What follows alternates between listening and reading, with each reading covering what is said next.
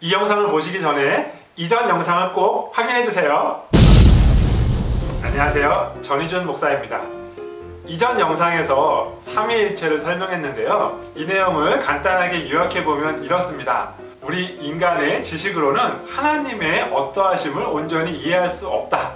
그러니까 우리가 삼위일체를 믿는 것은 우리가 그러한 이론을 만들어냈기 때문이 아니라 성경에서 말하고 있기 때문에 받아들일 뿐이다, 이렇게 말씀드렸죠. 성경에서 하나님은 한 분이시다 라고 선포하면서 동시에 성부, 성자, 성령 삼위 모두가 하나님이시다 라고 선포하고 있기 때문에 우리는 그냥 그것을 받아들이는 것 뿐이다 라고 말씀드렸습니다. 그런데 이렇게 하나님께서 삼위로 존재하신다 라는 것을 알고 나니 하나님은 사랑이시다 라는 말씀이 더 잘 이해가 되죠. 왜냐하면 사랑은 혼자 할 수 없는 거니까요.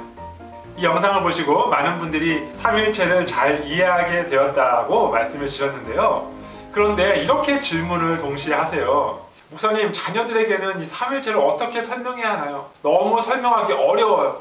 지금은 일단 그냥 믿어! 이렇게 말해야 되나요? 이렇게 질문하시는 분들이 계세요. 네, 우리 자녀들에게 삼위일체 설명하는 거 참 어렵죠.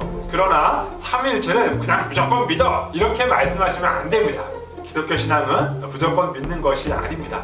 또 비유를 사용해서 설명하자니 잘못된 것이 너무 많으니까 사용하기 어렵잖아요. 자, 어떻게 자녀들에게 삼위일체를 설명할 수 있을까요? 모든 비유는 한계가 있다라는 것을 전제하고 자녀들에게 설명하기에 가장 안전한 비유 하나를 제가 말씀드리겠습니다. 삼위일체의 본질을 설명하는데 그나마 가장 본질에 가까운 비유는 바로 부부 일심동체입니다.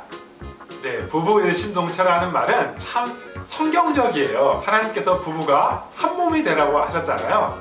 그래서 우리는 부부 사이를 영촌, 촌수가 없다고 하죠.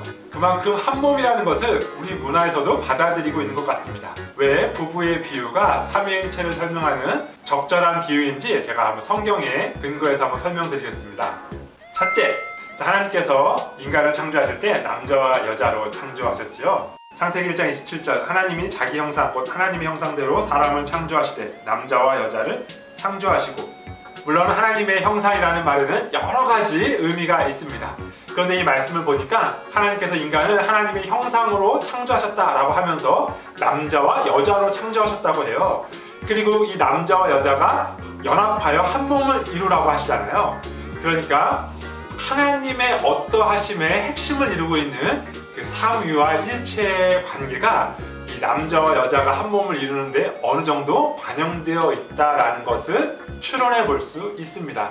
둘째, 구약에서 한 분이신 하나님을 가장 분명하게 선포하고 있는 구절이 신명기 6장 4절인데요. 이스라엘아 들으라, 우리 하나님 여호와는 오직 유일한 여호와이시니. 개역 성경에서는 하나인 하나님, 그리고 개역 개정에서는 유일한 하나님이라고 번역된 이 단어는요, 하나라는 뜻도 있지만 독특하게 동일하다라는 뜻도 가지고 있습니다. 그래서 이 단어가 부부가 한 몸을 이루는 데에도 사용되었어요. 창세기 2장 24절, 이러므로 남자가 부모를 떠나 그의 아내와 합하여 둘이 한 몸을 이룰지로다. 한 분이신 하나님, 그리고 한 몸인 부부 모두 같은 단어가 사용되고 있습니다. 하나님은 삼위이시지만 한 분으로 존재한다라는 이 하나의 개념과 남편과 아내가 각각 독립된 인격체이지만 한 몸을 이룬다는 이 하나라는 개념이 같은 단어로 쓰였다는 것은 부부 사이가 삼위일체 하나님이 어떠하심을 비유하고 있다는 것을 알 수 있습니다. 셋째, 마지막으로 신약성경에서 그리스도와 교회와의 관계를 설명하고 있는 부분을 한번 찾아보겠습니다.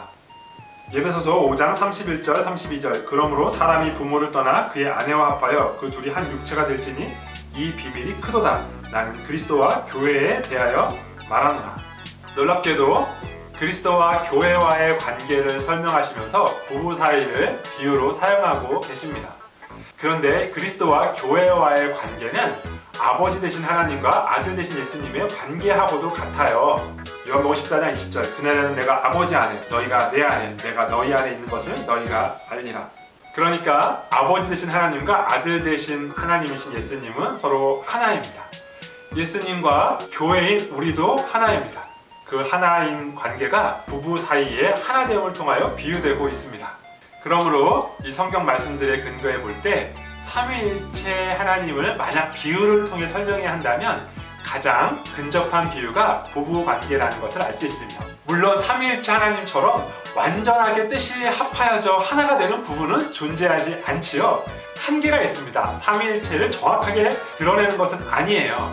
하지만 꼭 비유로 설명해야 할 필요가 있다면 부부관계로 설명하는 것이 좋다고 할 수 있습니다.